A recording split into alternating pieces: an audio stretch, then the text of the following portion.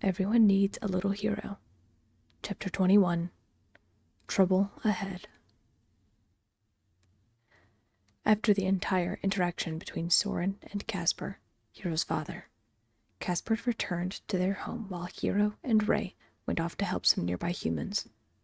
The two of them ventured off to help some of the humans that Hero had introduced himself to, but, as promised, neither borrower boy revealed themselves to the humans. They initially were going to see the new humans, but they hadn't quite moved in yet, so it didn't make sense to wander around the random package of 5 stacked boxes in the entire apartment. Perhaps the humans would be back and need help with missing things in a few days.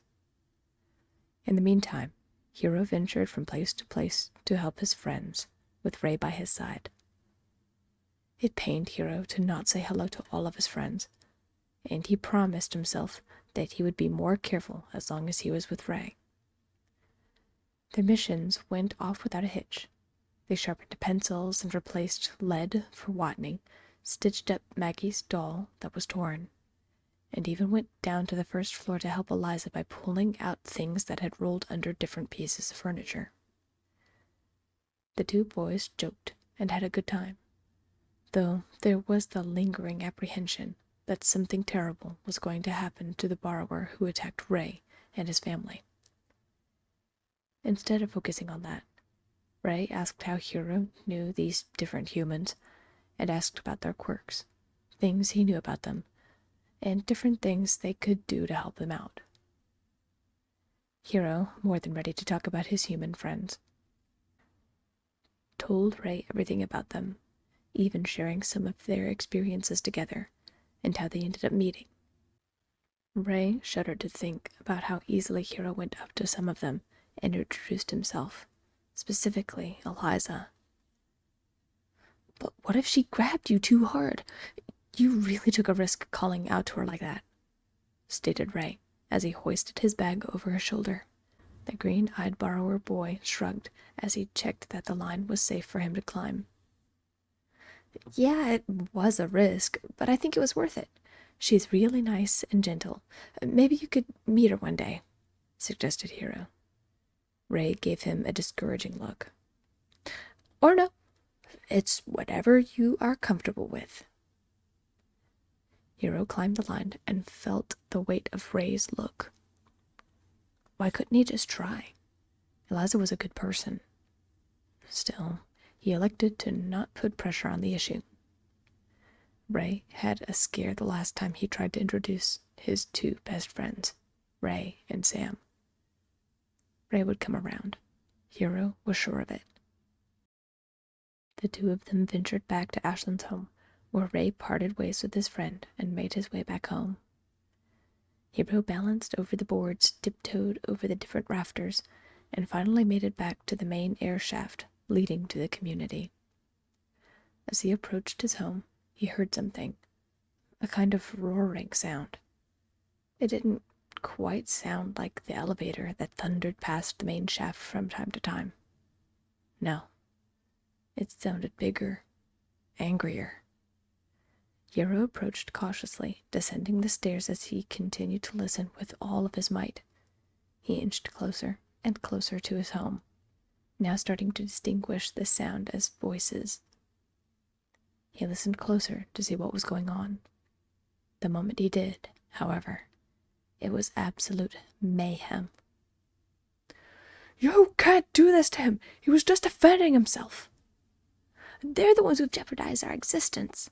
Are we even safe?" No. Hero opened the door to his home to see several borrowers inside with his family. They were shouting. Hero noticed there was a group of 3 borrower men, one of them severely bruised, as well as 2 borrower women, who were undoubtedly wives to 2 of them. "You and your group attacked Soren and his family when none of them actively provoked you," pointed out Casper, who was standing firmly and resolute. "You then proceeded to follow up on this attack just last night, attacking the youngest boy in the family. We can't have borrowers attacking one another, ambushing each other, and nearly killing them. There are too many dangers in the world, as it is, to be turning on one another like this." "And you know why we did it?" shouted the bruised one. "Because they showed themselves to that human woman. They say they are friends with her. They probably told her everything about us and are planning to capture the whole community. We were trying to eliminate the problem, get them before they got us." How Soren and his family decide to live, whether as borrowers or as pets, is up to them. I watched their interactions when it was brought to my attention after the first attack, and have determined she is not interested in the community," stated Casper. Hero winced and glanced around at the fearful eyes of the other borrowers. The anxiety was tangible in the air. "You knew?" roared one of the borrower-men's wives. Casper reluctantly nodded. "Soren came and disclosed their affiliation with the human and promised to remove himself from the community voluntarily, as to not cause this panic," said Casper. "And, as you have seen, he and his family have not been seen here in our walls for quite some time."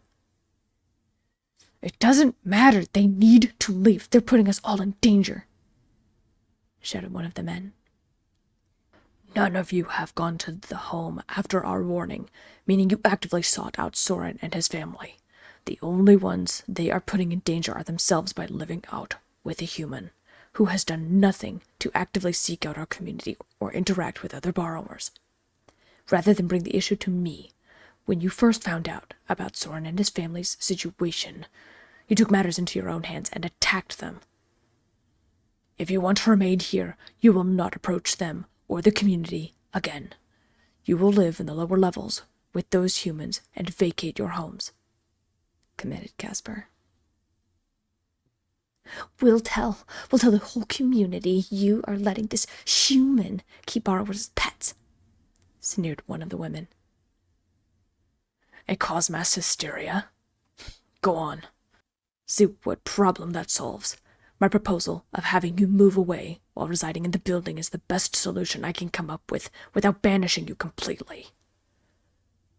We can still forcibly eject you from this place," threatened Casper. "We'll tell them you lied, then, and that you knew all along, jeopardizing all of us while you watched the family," threatened one of the borrower men right back. "That is unfounded, to say the least, but it is an unfounded claim. The community knows about my tolerance about being seen by dangerous humans. You also risk rejection from the community and banishment from them.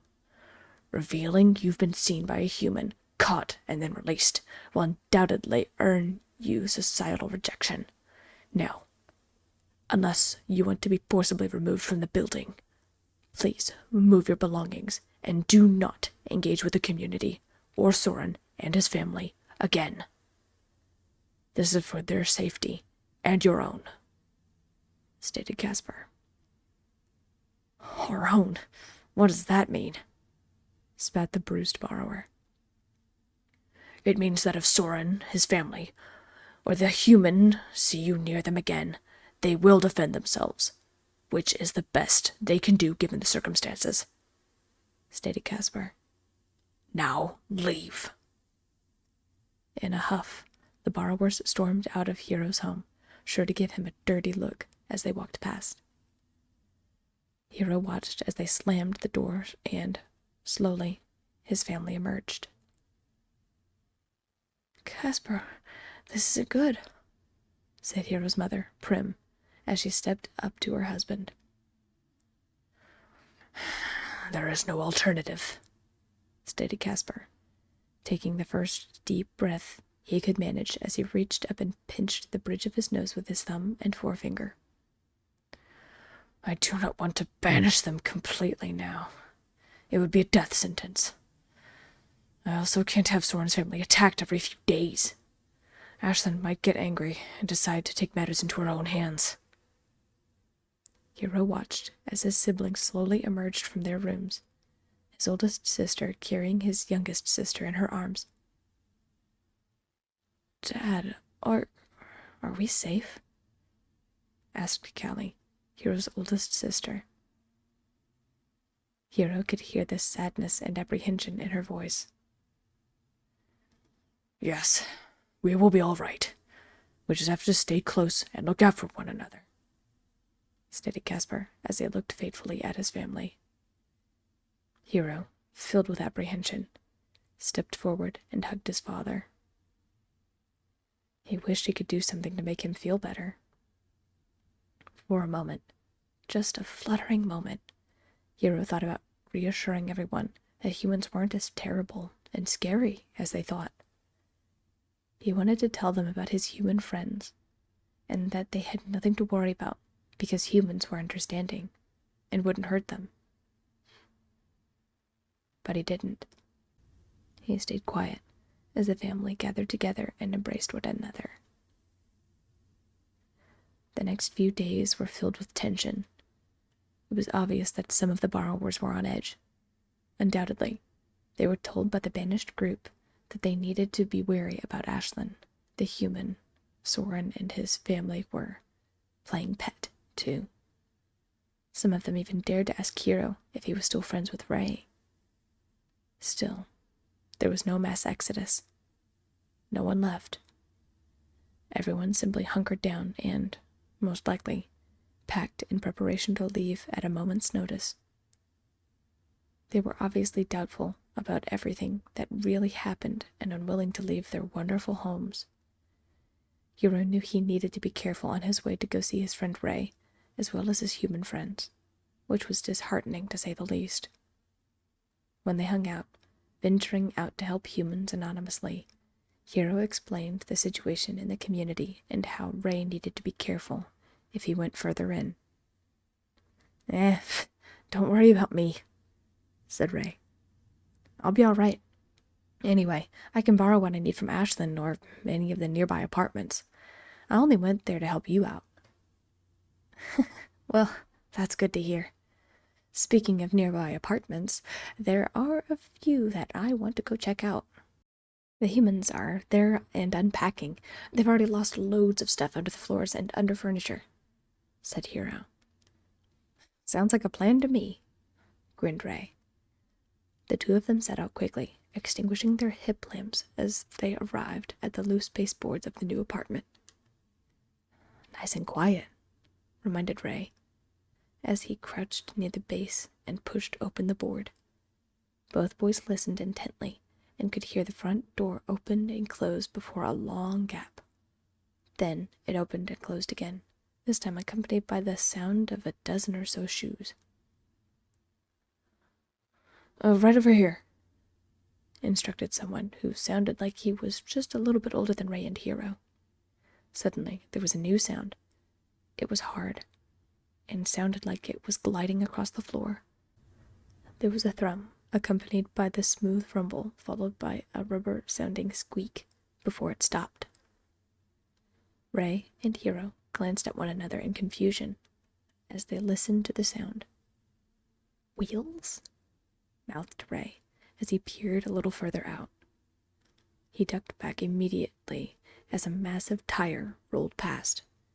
Hero craned his neck to see and barely caught a glimpse of what looked like a chair on wheels. "Nice," he mouthed back to Ray as he gave a little thumbs up. "Ready?" "No, not yet," whispered Ray as he peered out once again. The human boy's voice rang out again. "Yeah, over there. I think she'll like her bed right there by the window," said the boy's voice, accompanied by a sigh. 3 gruff-looking men stomped into the room with crates and furniture. Suddenly, there was the sound of smaller, stomping feet. "Theo! Did you see this place? It's huge!" The voice was that of a young girl, most likely 10 or so years old. She ran past the boys' hiding place and jumped at the boy in the chair with wheels. "Yeah, Bella, did you see your bed? It's going right here by the window," said the boy named Theo. "What? No way!" Hero felt a tap on his shoulder and turned to see Ray motioning back to the walls. "Come on," whispered Ray. "They're too active at the moment. Let's get out of here and come back another day." With a certain reluctance, Hero nodded. He actually agreed that things were a bit hectic at the moment in the apartment, but he wanted more than anything to help them. Ray started to lead the way through the walls, right past an open corridor, when Hero thought he heard something. "Hey, wait up," he whispered as he listened to the sound again. The dark space between the walls made him feel uneasy, but also curious. He switched on his hip lamp and listened harder. There it was again. A sob. "What?" whispered Ray as he approached his friend, his lamp illuminating his face from below. "I hear crying," stated Hero, as he started venturing down the darkened path. It was only 4 or so rooms away that Hero looked up past the vast wall and saw that the trim had been pried away at the bottom. "There, I think it's coming from in there." Hero took several bold steps toward the entryway and turned off his hip lamp. Ray did the same, but hesitated.